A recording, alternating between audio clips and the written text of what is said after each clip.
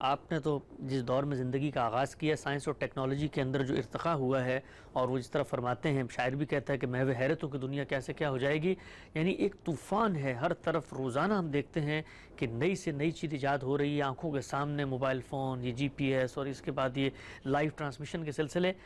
آپ کو کیا لگتا ہے کہ اللہ تعالیٰ نے جو ظاہری بات ہے دنیا کی ایک اسکیم بنائی ہے، کنویئر بیلٹ پہ وقت کے ساتھ ساتھ ہم آگے بڑھ رہے ہیں، یہ جو ایکسپلوژن ہوا ہے انفارمیشن ٹیکنالوجی کا، یہ خدا کی اسکیم میں کہیں قرب قیامت کی کوئی علامت ہے؟ چونکہ ہر چیز کھل گئی ہے لوگوں کے سامنے، ہر آدمی اپنی بات کا ابلاغ پوری طریقے سے کر سکتا ہے. یہ نہیں ہے کہ کوئی بھی شخص محروم رہ گیا کسی نقطہ نظر سے.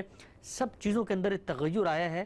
تو کیا کوئی دینی لحاظ سے بھی کوئی اس کے اشارات ملتے ہیں کہ کوئی دور ایسا آئے گا کہ اس کے اندر سب کچھ اس طرح کھل جائے گا؟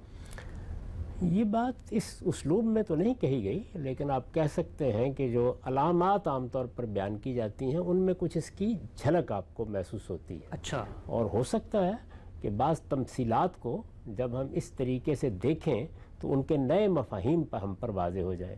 تاہم ایک اصولی بات سمجھ لینی چاہیے، اور وہ یہ کہ انسان کو پیدا کیا گیا ہے. انسان اللہ کی مخلوق ہے اور ایک شاہکار ہے. اس کو شعور دیا گیا ہے، اس کے اندر بڑی صلاحیتیں رکھی گئی ہیں. ان صلاحیتوں کا ظہور ہونا ہے. یعنی یہ تو نہیں ہو سکتا نا کہ اس کائنات کے خالق نے آپ کے اندر امکانات رکھے ہوں اور پھر وہ بالکوا ہی رہ جائیں. ان امکانات کو باہر آنا ہے، بالفعل وجود میں آنا ہے. جب وہ بالفعل وجود میں آئیں گے تو جو امکانات رکھے گئے ہیں وہ ایسے ہی حیرت انگیز ہوں گے. اس سے پہلے بھی اگر انسان نے کوئی ایجادات کی ہیں تو وہ اسی طریقے سے حیرت افزا تھیں. ایک کے بعد دوسری، دوسری کے بعد تیسری. ہو سکتا ہے مستقبل میں اس سے بھی زیادہ مجھے اور آپ کو اور انسانوں کو حیرت میں ڈالنے والی چیزیں وجود میں آ جائیں.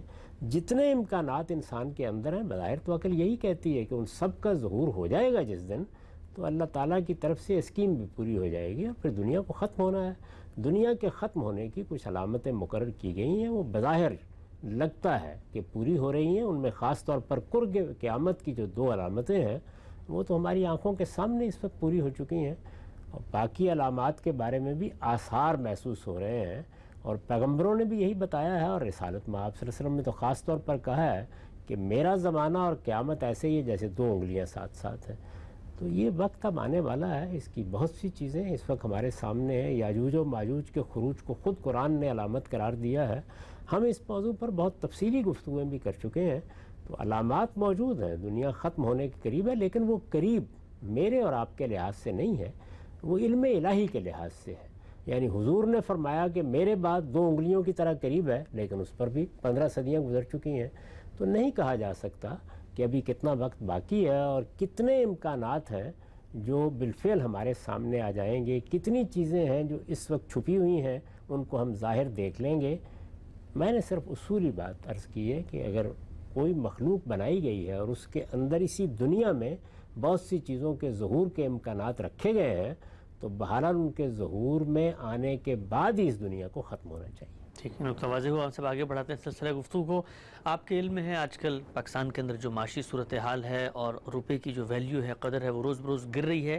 لوگ یہ سوال کر رہے ہیں کہ ان کا پیسہ عام طور پہ جو کرنٹ اکاؤنٹ ہے اس میں رکھا ہوتا ہے، لیکن افراد زر کی وجہ سے، انفلیشن کی وجہ سے اس کی قدر اور مالیت گر رہی ہے. تو کیا اس بات کا کوئی دینی شرعی جواز یا امکان ہے کہ اسی پیسے کو وہ سیونگ اکاؤنٹ میں رکھیں اور جو اضافہ ان کو مل رہا ہے وہ اس کو یہ تصور کر لیں کہ گویا جو افراد زر کی وجہ سے پیسے کی ویلیو کم ہو گئی تھی، ہم اپنے روپے کی اسی قدر کو برقرار رکھ رہے ہیں؟ یہ بات میں لکھ بھی چکا ہوں، اور اس سے پہلے آپ کو یاد ہوگا کہ ہم نے سود پر بڑی تفصیلی گفتگو کی، خاص طور پر اعتراضات سیریز میں ہر پہلو سے اس کو موضوع بنایا. اس میں بتا دیا تھا کہ جب آپ کسی کو کوئی قرض دیتے ہیں تو آپ کو حق حاصل ہے کہ آپ اس میں افراط زر وصول کر لیں.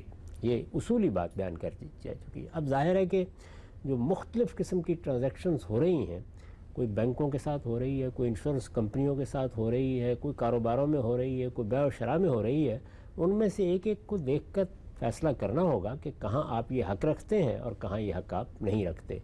بظاہر بینکوں کا جو کاروبار ہے وہ چونکہ زیادہ تر سودی کاروبار ہے، اس میں جو کچھ بھی آپ لیں گے وہ ان کا کمایا ہوا ہوگا. تو اس میں محتاط مسلمان کوشش کرتے ہیں کہ وہ اس سے بچ کر رہیں. تاہم کوئی شخص اس طرح کی کوئی تعویل کرنا چاہے تو اس کا ایک محل ہے، ایک موقع ہے. اصول میں یہ بات درست ہے کہ اگر آپ نے کسی کو قرض دیا ہے تو آپ دونوں طریقے اختیار کر سکتے ہیں. قرض ویسے تو تبرع اور نیکی کا ایک کام ہے. اچھی بات تو یہی ہے کہ آپ نے قرض دیا تو اس کو ایک نیکی سمجھیں. بینکوں میں جو آپ روپیہ رکھتے ہیں کیا یہ اس نوعیت کا قرض ہے؟ ظاہر ہے کہ ہرگز نہیں. اگر یہ اس نوعیت کا نہیں ہے تو اس میں آپ کے بہت سے دوسری نوعیت کے حقوق قائم ہو جاتے ہیں. میں نے اس سے پہلے بھی عرض کیا تھا کہ اگر کچھ لوگ یہ روپیہ لے کے جو ان کو ملتا ہے وہ دوسروں کو دے دیں تو یہ بھی ایک اچھی صورت ہوگی. اور اگر کوئی شخص یہ تعویل کرتا ہے کہ میرے پیسے میں تو اتنی کمی ویسے ہی ہو جاتی ہے جو میں نے آپ کے سپرد کیا ہوا تھا، میں اس کے بقدر یا اس کے برابر اپنے آپ کو حقدار سمجھتا ہوں، تو یہ ایک پہلو ہے جس کو کوئی شخص اختیار کر سکتا ہے.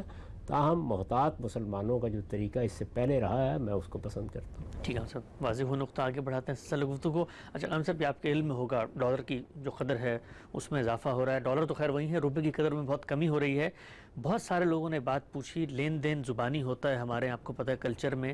اب لوگ یہی سوچ رہے تھے کہ جی ہم نے کسی نے ڈالر قرض میں لیے ہوئے ہیں تو جو روپے اس وقت اس کے برابر تھے ہم نے وہی ادا کرنے ہیں. لیکن جو دینے والے ہیں ان کے ذہن میں یہ ہے کہ نہیں، جو کرنٹ ویلیو ہے وہ آپ ہمیں ادا کریں، اور وہ روز بروز بڑھ رہی ہے. اس لحاظ سے اگر آپ دیکھیں تو جو قرض لوگوں نے لیا ہوا تھا وہ ان کو کئی گنا واپس لوٹانا پڑے گا. نزاعات ہو رہے ہیں بڑے پیمانے پر.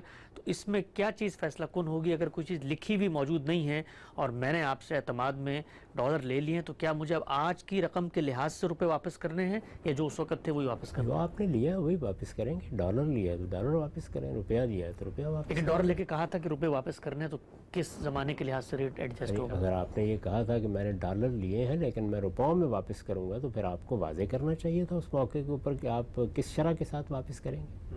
یعنی یہ چیز تو اس وقت طے ہونی چاہیے تھی.